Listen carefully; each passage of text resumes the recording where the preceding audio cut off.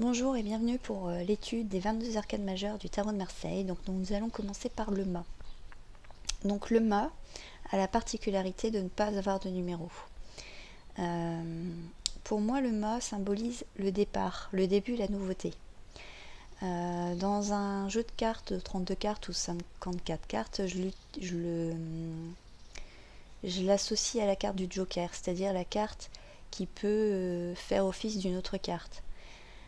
Dans le tarot de Marseille, par rapport aux 22 arcanes majeures, je la vois un peu comme le pèlerin. C'est-à-dire que pour moi, le mât va parcourir l'ensemble des autres cartes dans son cheminement finalement.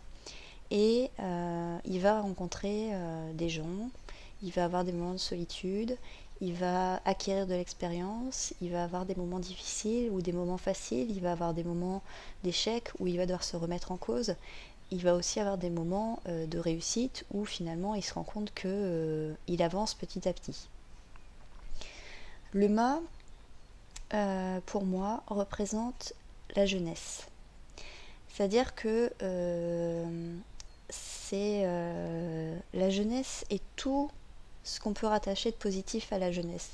C'est-à-dire le plaisir de découvrir de nouvelles choses ou de faire de nouvelles rencontres, l'envie de découvrir le monde, ce besoin de liberté qu'on éprouve quand on est jeune. On n'a pas envie forcément toujours de suivre les règles qu'on nous impose à l'école, qu'on nous impose à la maison par les parents. Voilà, ça c'est l'incarnation du mât. C'est quelqu'un qui est très motivé, qui est plein de bonne volonté, qui a excessivement confiance en lui. Donc le fait d'avoir autant confiance en lui, d'ailleurs, ça peut lui poser des problèmes parce que du coup, il réalise pas forcément que ce qu'il fait ou ce qu'il entreprend peut être dangereux pour lui. C'est quelqu'un aussi qui est très innocent parce que justement, il n'a pas de vécu et donc il manque d'expérience. Donc c'est quelqu'un qui pourrait facilement se faire avoir. C'est quelqu'un le mât, ça représente aussi l'idée, le projet, mais pas dans l'action de faire quelque chose. Par exemple, si vous avez une idée, vous n'êtes pas dans je vais faire ci ou je vais faire ça, je vais mettre en place telle chose pour faire l'idée.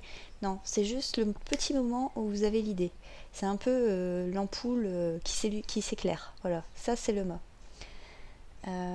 C'est quelqu'un qui a envie d'aventure, qui a envie de découvrir de quelque chose, de nouvelles choses, et c'est quelqu'un qui va se donner à fond. Il est très énergique, il est très dynamique, il y va et il se pose pas de questions. Dans son côté un peu négatif, c'est quelqu'un qui, comme j'ai dit, qui est innocent, qui est jeune. Donc c'est quelqu'un qui manque d'expérience et qui peut se montrer très immature. C'est aussi quelqu'un qui n'est pas forcément très bien organisé. C'est quelqu'un qui n'est pas du tout dans un esprit d'engagement. Donc par exemple, si vous prenez ça d'un point de vue professionnel, c'est plutôt quelqu'un qui va être dans l'intérim parce qu'il ne veut pas s'engager au sein d'une entreprise pour X années. Non, lui, il aime bien faire des petites missions à droite à gauche parce que justement, il veut garder son esprit d'indépendance. C'est quelqu'un donc de très indépendant qui aura du mal à s'engager et c'est quelqu'un qui fuit aussi ses responsabilités.